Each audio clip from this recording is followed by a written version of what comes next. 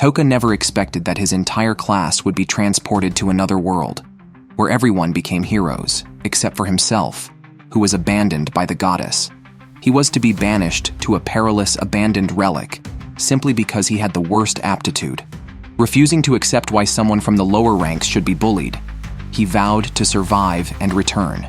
Before this, on their way to a school field trip on a bus, the class president, Ayaka, was harassed by a boastful Shugo, while only the highest status students jeered alongside, and the other classmates remained silent.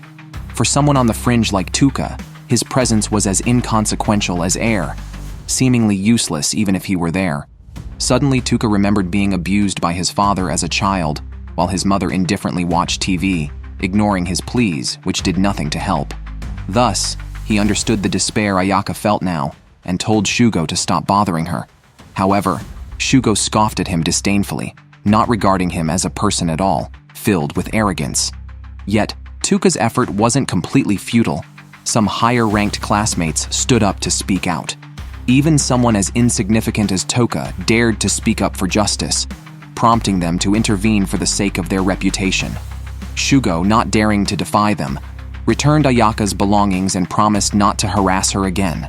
However, Shugo, still furious, targeted another low-status classmate, kicking his seat continuously until he cried in fear. The teacher only advised Shugo to moderate his behavior, worried about the trouble if she were to commit suicide. As Touka lamented the darkness of the world, a beam of light appeared. They were summoned by a goddess to another world. In this world, whenever the evil demon emperor arose, she would summon heroes from other worlds. 200 years ago, it was under the heroes' valiant efforts that the evil demon king was defeated. Many years later, the demon emperor has resurrected, and they were chosen as the new heroes. The classmates were confused, but under the teacher's guidance, they decided to follow the goddess's lead. The goddess explained that to return to their original world, they must open a reverse portal, which required the element of the evil king. In essence, they must defeat the demon emperor to return. The goddess knelt before them sincerely, pleading for their help in this world. Seeing her earnestness, they agreed to her request. However, being ordinary people, how could they possibly confront the demon emperor? Thus, the time to unlock the world of heroic potential arrived. The classmates all had decent aptitudes, while the previously bullying Shugo was of superior level. Takudo was exceptional, his power shattering the crystal ball. The goddess announced his rank as the highest S-class, and Ayaka's test results were also an astonishing S-class. Subsequently, many A-rank heroes appeared, followed by a third S-rank. This excited the goddess greatly, and she declared that they were the highest qualified group of heroes she had ever led. When it came to Touka's turn, his test results were shockingly weak, the weakest the goddess had ever seen, and she completely disregarded his rank. Indeed, even in another world, he still seemed utterly useless. However, unexpectedly, a classmate who was also usually unnoticed and had been bullied on the bus awakened to possess the strongest dark energy.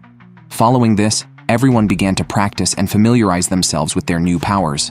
Touka, checking his panel, discovered his rank was E, the lowest in the class. The goddess then announced a special segment where Touka was brought to the center of the gathering.